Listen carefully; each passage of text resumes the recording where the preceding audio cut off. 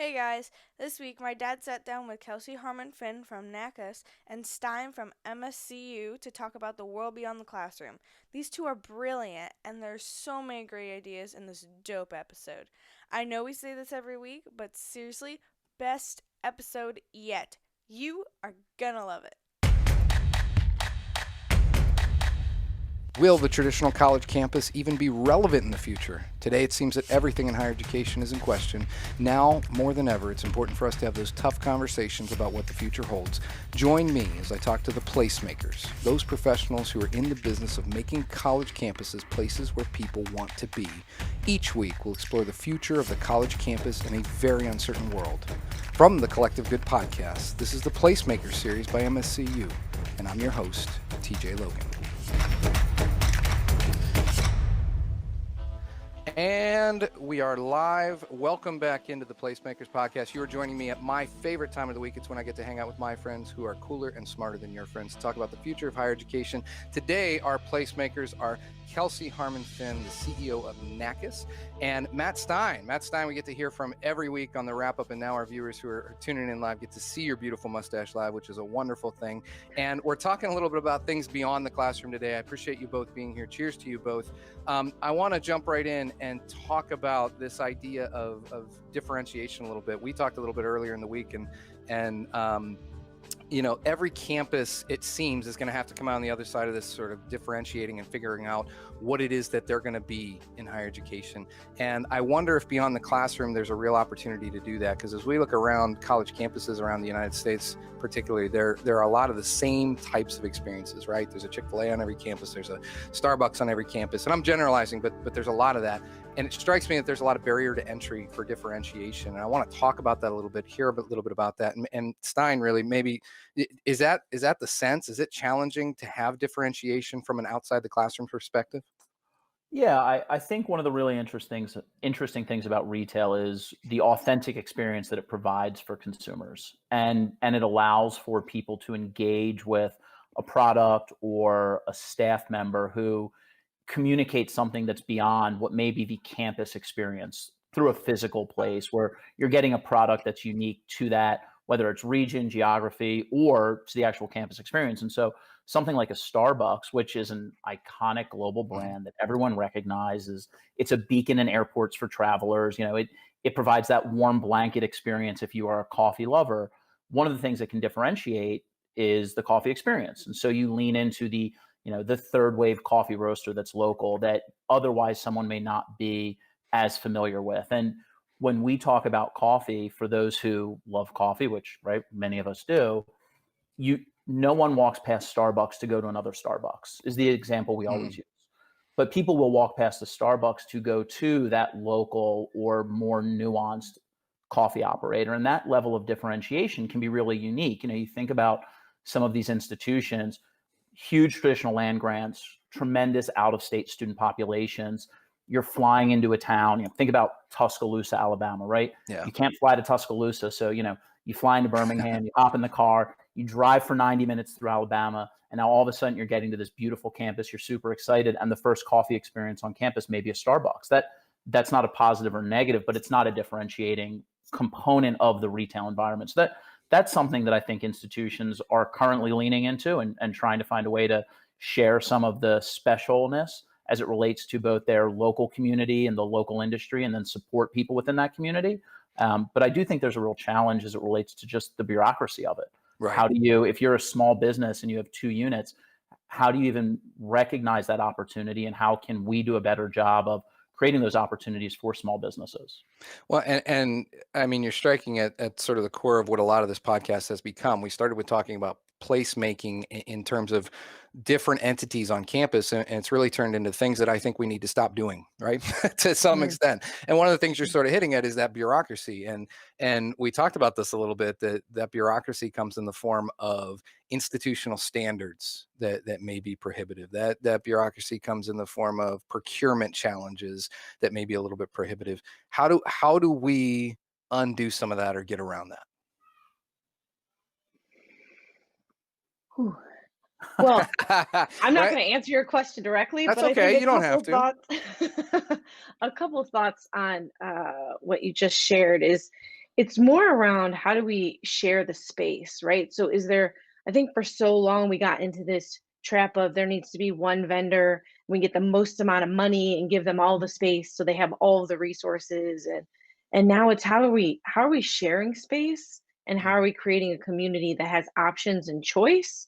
Um, so to go to your question about the bureaucracy, I think it's also how do you bring people along? How are we going out and finding those companies and bringing them in? How are you as a campus understanding the community and the culture that you are a part of and welcoming that into your campus and bringing that into campus? So the kind of the the border between community and campus becomes less, so that you're flowing um, from a retail perspective or whatever that might look like. To your point, there could be a Starbucks on the corner, so do you need one on campus at that corner? So how are you looking at the community at large, and then how are you looking at your procedures, processes, um, your decision making related to who comes on campus? Because if Right.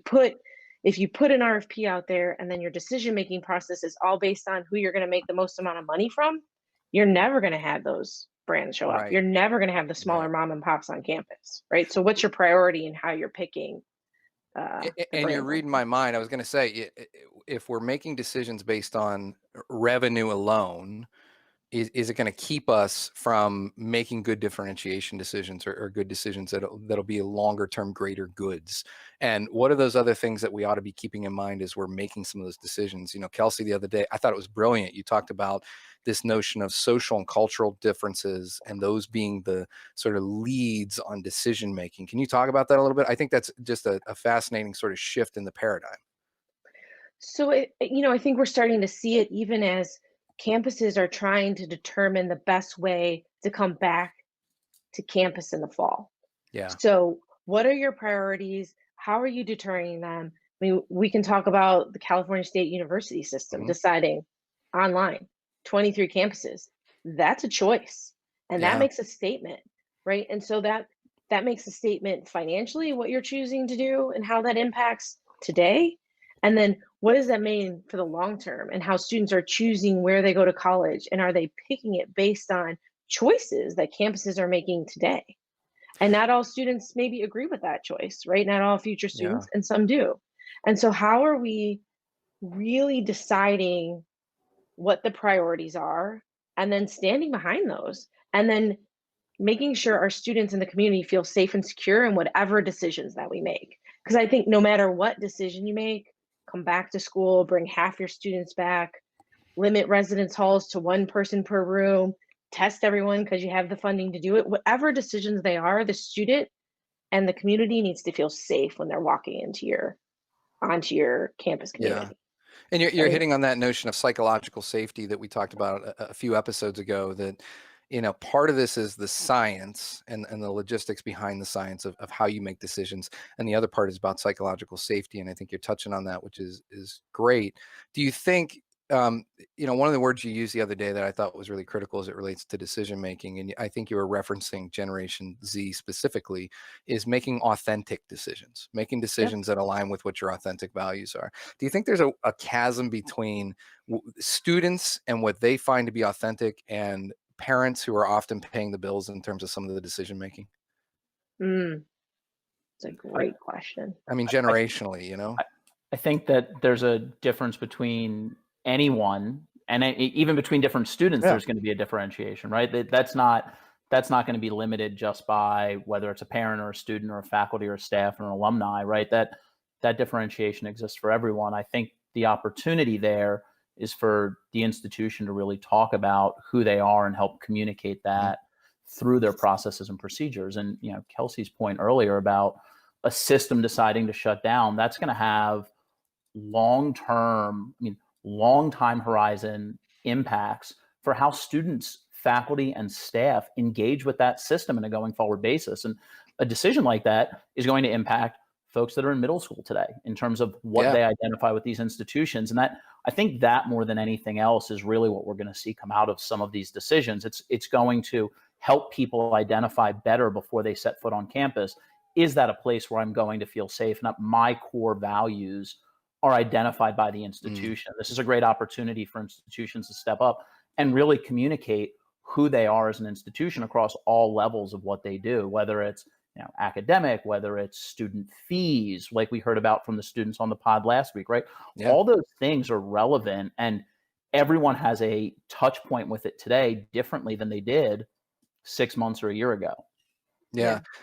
And I wonder if higher ed for too long has played to the middle for a long time. We talked about, right, the bell curve, and we said, the differentiation, the winners are going to be the people that are the outliers on the bell curve moving forward. And for now, it seems like everybody's been aiming at that middle target, and everybody's been a little bit of a follower. And so when the Cal system comes out and says, we're going to do this thing, and becomes a leader, they may be a winner in that. Who knows? Because they're actually saying, here's what we stand for. Here's what we're going to do.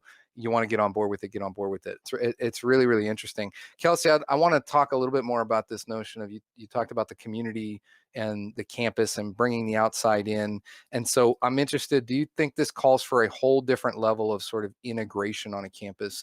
I struggle with this idea of campus being this insular, really safe place for students to experiment and to fail. And it also being a place that prepares people for the real world in connection with and outside of the university. And so what does that mean for the way that we need to integrate things on campus or not moving forward? Well, I think it's a great opportunity. So even sticking with the whole authentic way in which you're showing up. So there's this extreme, the CSU is doing one thing, but there's another campus saying, we're going to be open and Purdue. all students are welcome, right? So let's go. And so I think when you talk about authenticity, it's how do you not waver?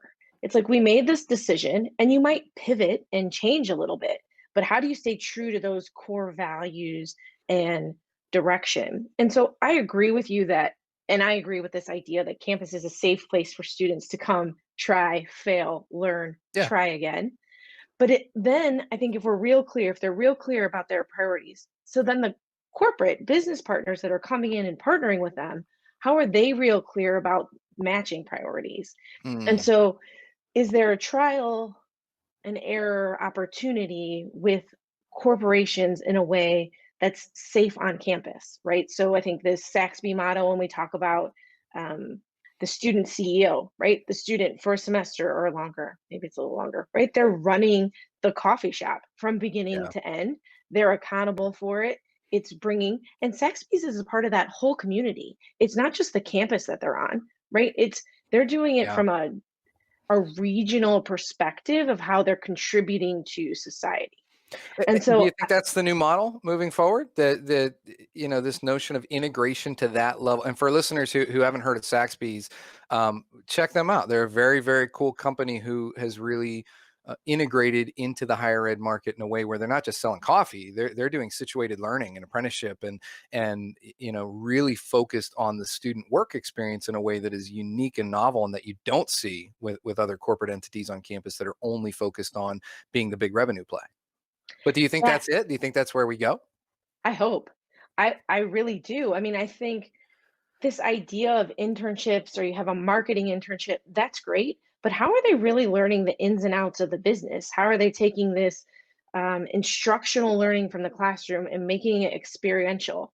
And I mean, to me, I would love to even see it go into, city government. I mean, you see Berkeley, the students there petitioned and they have a student seat on the board, the city governance board. So it's like, how are you integrating in ways that the campus can show up in support of and for students, but also companies are actually preparing their future workforce in a more tangible way? Why not? Brandon Bustede, he's going to be on the pod in a couple of weeks, and he talks an awful lot about the nature of work and sort of this notion of higher education sort of being flipped in the future, and that people will no longer go to school to get a job, they'll get a job to go to school. And he talks about situated learning, and he talks about the dismantling of the career center, and he talks about, instead of sabbaticals, faculty going out and getting real life work experience and bringing that back into the classroom. All these different sort of ideas about where work sits in relationship to the institution. Saying all that, Matt, the retail market better than anybody, particularly in higher education. Are retailers ready for that model shift away from really being focused on revenue and being more focused on integration? Especially in light of the situation we're in today, I think they're ready to be more flexible than they have been in the past. I Yeah. think we're entering into a new age of flexibility when it relates to the business planning and business modeling for every entity, higher ed, retail, all of these different groups, because the reality of what the world is going to look like is very different from what people have been used to. And so I think it's very much going to be something that groups are responsive to and comfortable with, and looking for ways to drive both new locations and also revenue. And one of the things in higher ed that we talk about is the consumer base, right? You've got this huge population of individuals that are making independent decisions. When we're talking about undergraduate students, who are making independent decisions for their first time on their own, who are spending money in a unique way. They're creating brand loyalty in a way that otherwise they may not have been. And so when you think about that from the other side, from the businesses that are serving them or want to serve them, being able to be on a campus allows for a level of relationship that otherwise may not exist. And it does really two things, right? It's individuals identify with retail because they aspire to engage with that brand, or because they identify core values with that brand. Those are two of the real big drivers in terms of why people engage with retail. And so to be able to bring that to a campus where, going back to what we were talking about, it meets the needs of the individuals, but it also meets the core values of the individuals. And there's a mesh there between the retail brand and the institution. There's a really great opportunity, and I think people will be interested in that. One quick note, a lot of what we talk about here is about the undergraduate student population, right? We're talking about how are we serving these students? How are we serving, the Saxbys experiential learning model is great because it's educating, giving real world work skills. I think one of the things we need to be thinking about is the institution's role in these communities. I mean, these institutions are major anchors within their communities. They're serving a population way above and beyond their incoming freshman class to their graduating seniors. They're serving people beyond faculty, staff, administration, and the value that these institutions bring to these communities is tremendous. They're providing health services, all of the intangibles that go along with it. And Kelsey organization really operates on the education outside the classroom on a college campus. And I think a lot of those things that these institutions provide for these communities need to be focused on coming out of this, because that's really where there's going to be a moment in time where the business community might have an opportunity to step in and partner with a school and make some big changes very quickly. And we've talked about that quite a bit, that community extension. And I'm really interested in, you talked about Normal, Illinois the other day, Kelsey, and sort of this notion of, there are people who probably have lived in that community for much longer than any student is going to live in that community, obviously, even if the student goes for their undergrad, their grad, their doc, whatever it is.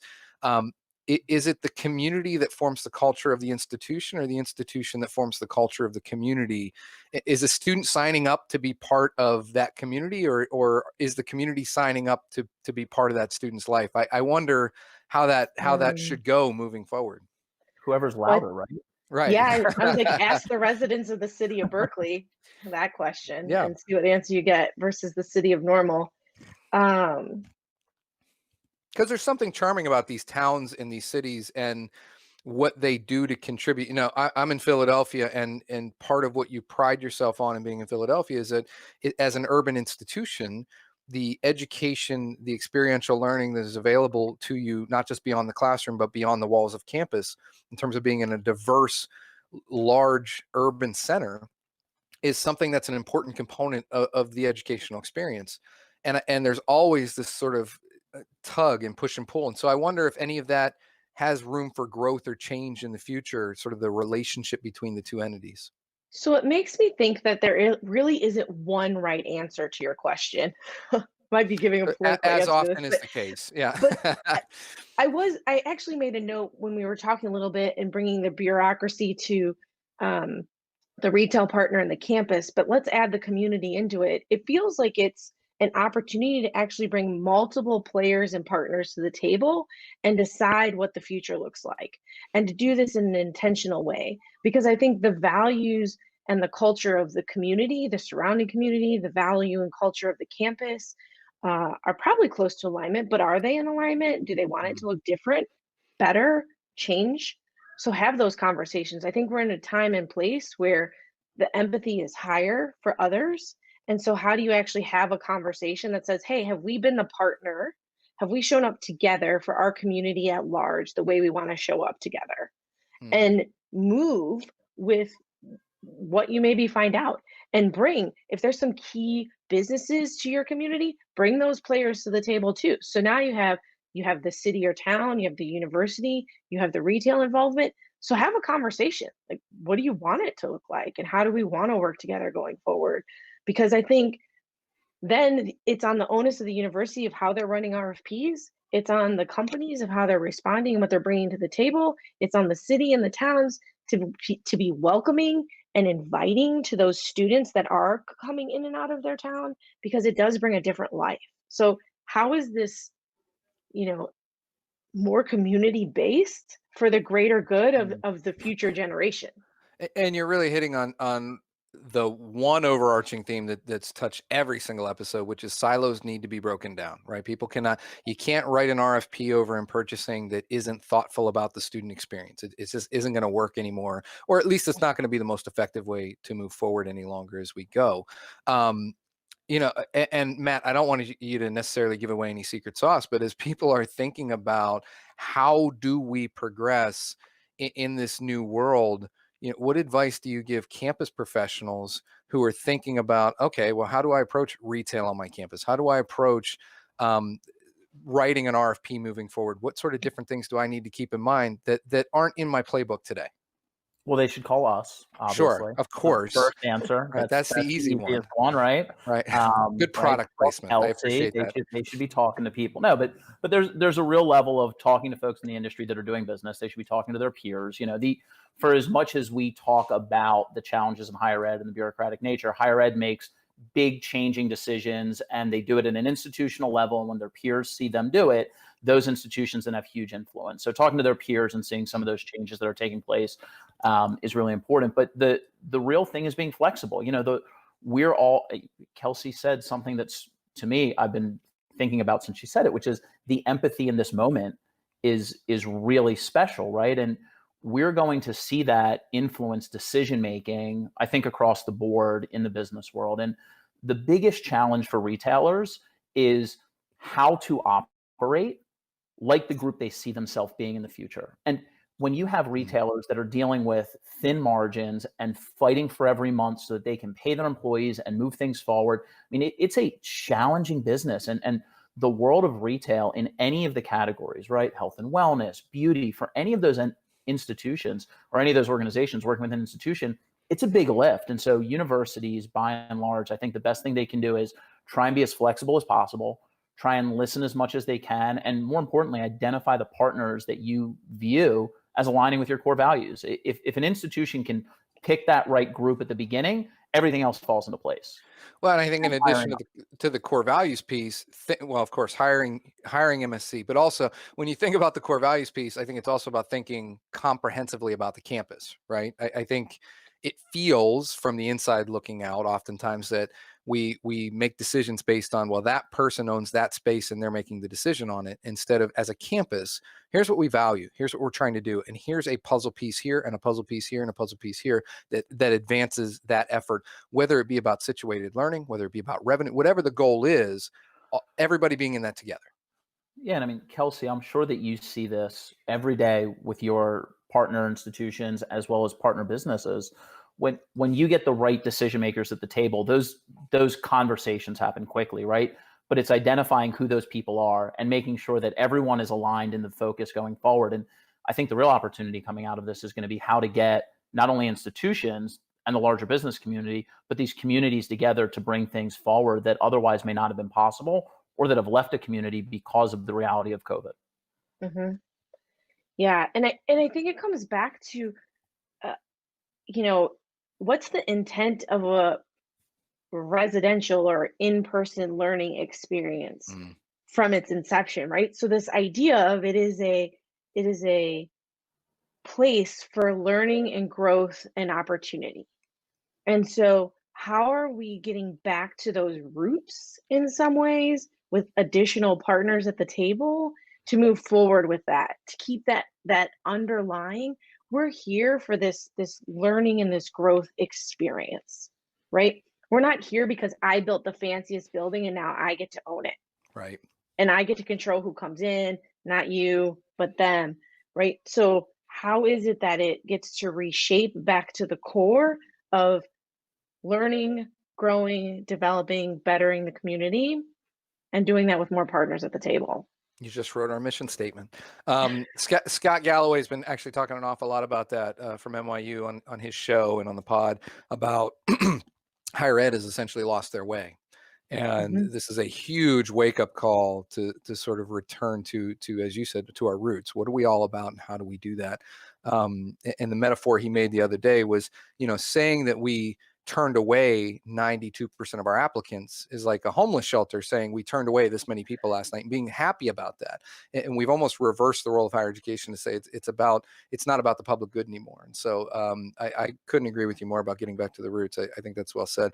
So let no crisis go wasted. What are our opportunities in this? And specifically, I don't like to think in the immediate. I do like to think long term, but for right now, what I'd hate to see happen, and I think higher education's doing this right now, they're putting a bunch of Band-Aids on saying, if I can get through period X, Y, or Z, I can get back to quote unquote normal.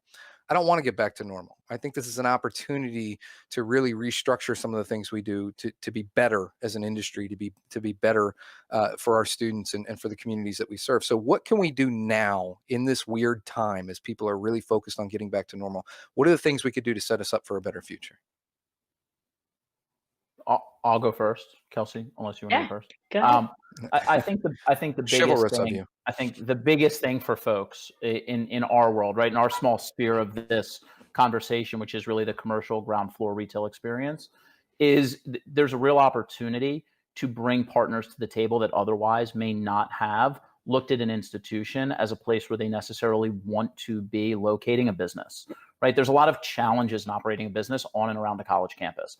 There's a seasonality as it relates to the customer base. There's a partner that you're going to inherently have to work with at an institutional level that brings a lot of great things to the table, but also brings some baggage. And traditionally, the commercial world has wanted to go on their own. They've wanted to plant a flag, buy a building, go into a grocer anchored center and do their thing and be unobstructed by the realities of how to operate a business in and around a college campus. And I think the real opportunity here for institutions is going to be able to say, we want to stand up and bring these type of partners to our campus. And we're going to create these types of opportunities for businesses, which is going to improve our student experience. We're going to have a small format grocer. We're going to work on an incubator space with fill in the blank group. We're going to provide opportunities for education through these locations. We're going to provide opportunities for businesses to experiment.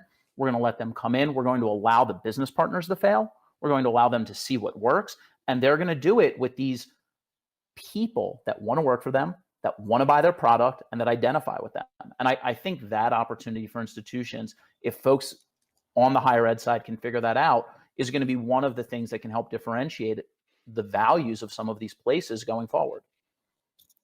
Well said. Yeah, hard to follow, but I will agree with that. And I add, I think it's the opportunity for universities to not stand in institutions to not stand in their own way. Because I agree with you, TJ, this idea of back to normal or the new, it's how about just what is it that we want to be in the future? If we really say we're an innovative campus, well, what, so innovate, Right. what does that mean? And how do you do that? And I love what you said about allowing the business partners to fail, because to me, we need to get away from it's just about the business partner paying to be here or the money that they bring to the table. It's about this holistic experience. And if we can focus on the holistic experience, everyone will win in the end, especially the students and what they learn and the companies and what they learn. And then the money's going to come, right? People are going to spend money in what they believe in. That will happen. It's the Simon Sinek piece. People will not follow what you do; they'll follow why you do it. And Vygotsky would call what you said, Matt, situated learning. If we're focused on situated learning and we really implement everything in that way, it'll work. We'll be successful. We just have to get away from all the bureaucracy and the other things that have put layers between us being able to do that. Fantastic. Well, I say this every week. No podcast is good after 30 minutes, and this one actually might be, but we got to cut it off. I appreciate both of you making the time. Thanks for being our placemakers this week. Next week, we're going to have an amazing conversation with Julie Payne-Kirchmeyer and with Josie Alquist about the future of student affairs. We're going to battle it out as we think about online student engagement, face-to-face student engagement, and what that could look like in the future. For now, we thank you all for joining us. Have a wonderful evening. Thanks and good night. If there is anything we are learning during this quarantine, it's that content is king. Whether you're a higher ed pro who wants to start a podcast or a private student housing company who wants to host a webinar or virtual event, you want to do it with high quality. You want to align your brand with high quality audio, video, and stream live events that your customers deserve. Do what I did. Turn to our friends at Duo Studios. These guys can do it all. From streaming esports to hosting live events and making podcasting simple enough even I can do it. Make Duo Studios your partner in producing high quality content. Visit them today for a consult at duostudios.org/placemakers. That's Duo Studios, DUO Studios.org/placemakers.